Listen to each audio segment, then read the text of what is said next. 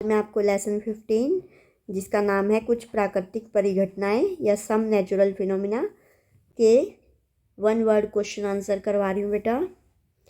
Amber क्या है? First question हमारा एम्बर क्या है। एम्बर एक प्रकार की रेजिन राल है बेटा। ये क्या होती है? ये जीवाश्म वृक्ष राल होती है। जैसे ये दिख रहा है आपको, स्टोन सा होता है, इंग्लिश में एक तरह का स्टोन होता है और इसको अधिक देर तक रगड़ते हैं तो ये चिंगारी भी उत्पन्न करता है।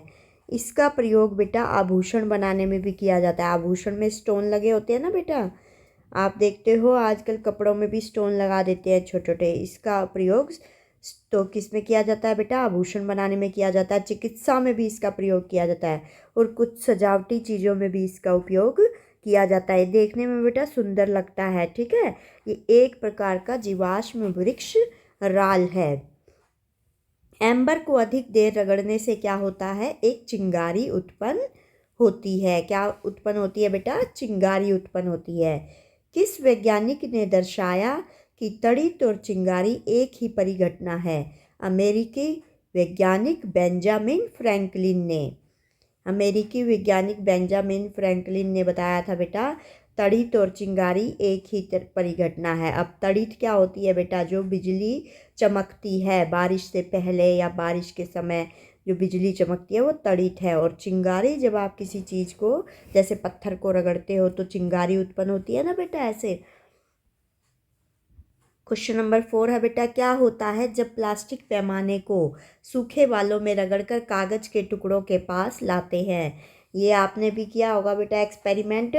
क्या होता है प्लास्टिक पैमाना जो आपके पास होता है, जिसको आप स्केल कहते हो, या ये प्लास्टिक वाला भी ले सकते हो आप। अगर इसको सूखे बालों में रगड़ोगे और फिर कागज के छोटे छोटे टुकड़ों के पास लाओगे तो ये पैमाना क्या करेगा? इन टुकड़ों को आकर्षित करेगा। आकर्षित करने का मतलब बेटा अपनी तरफ खींचेगा टुकड़ों को, कागज के टुकड़ों को। आप हथेली पे रखना बेटा और पैमाने को बालों में, सूखे बालों में रगड़कर उन टुकड़ों के पास लाना तो ये टुकड़े उसकी तरफ आकर्षित होते हैं।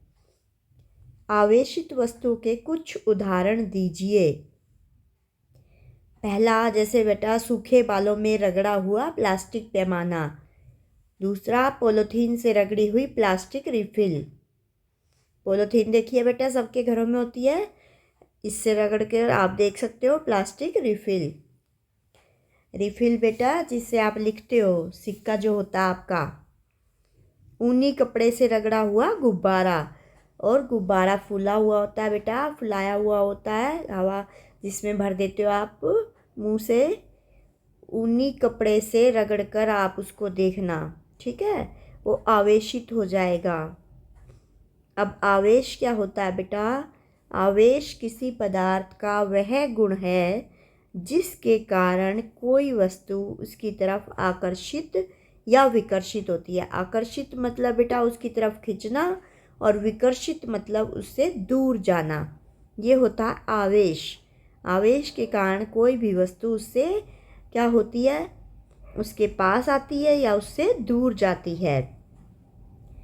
जब दो ऊनी कपड़े से रगड़े हुए दो गुब्बारे एक दूसरे के पास लाए जाते हैं तो क्या होता है? अब बेटा दो गुब्बारे हैं तो उन पे क्या होगा? सेम आवेश होगा, एक जैसा चार्ज होगा, तो क्या होंगे? वो एक दूसरे को प्रतिकर्षित करेंगे। प्रतिकर्षित मतलब क्या है? एक दूसरे से दूर दूर जाएंगे। जब समान आवेश होता है बेटा, सजातीय आवेश, सजातीय मतलब एक जैसा आवेश, तो प्रतिकर्षित होता है, और विपरीत आवेश होता है तो वो एक दूसरे को आकर्षित करते हैं। अब आवेश कितने प्रकार के होते हैं बेटा? 2 प्रकार के होते हैं, विपरीत, असमान तथा विजातीय आवेश। कौन से आवेश एक दूसरे को आकर्षित करते हैं बेटा?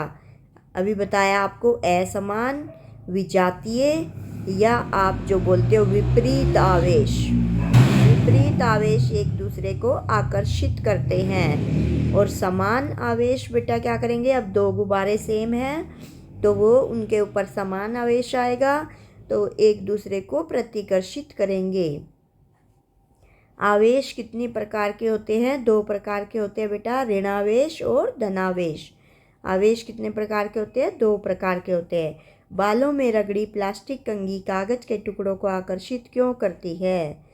क्योंकि कंघी आवेशित हो गई है, और आवेशित होने के बाद बेटा कोई भी चीज़ क्या करती है? किसी भी वस्तु को आकर्षित या विकर्षित करती है। अब क्यों कर रही है आकर्षित? क्योंकि कंघी आवेशित हो गई है। ठीक है बेटा, बालों में रगड़ने से वो क्या हो गई है? आवेशित हो गई है। उसमें विद्युत चुंबकीय गुण हो गया है कि वो किसी वस्तु को अपनी ओर खींचती है। 2 विजातीय बादलों के एक दूसरे के संपर्क में आने से क्या होता है? विजातीय मतलब बेटा असमान। असमान बादल जब एक दूसरे के संपर्क में आएंगे तो क्या उत्पन्न होती है? क्या होता है? तड़ित उत्पन्न होती है। तड़ित मतलब बिजली। क्या मानव शरीर विद्युत का चालक है या नहीं? मानव शरीर बेटा विद्युत का चालक है। याद रखना है आपको, मानव शरीर विद्युत का चालक है। क्योंकि बेटा आपको करंट लगता है ना, अगर ये चालक ना होता हमारा शरीर तो हमें करंट नहीं लगता। ओके बेटा, बाय बाय। नेक्स्ट वीडियो में आपकी सुदेश मैडम आपसे फिर से मिलेगी। बाय।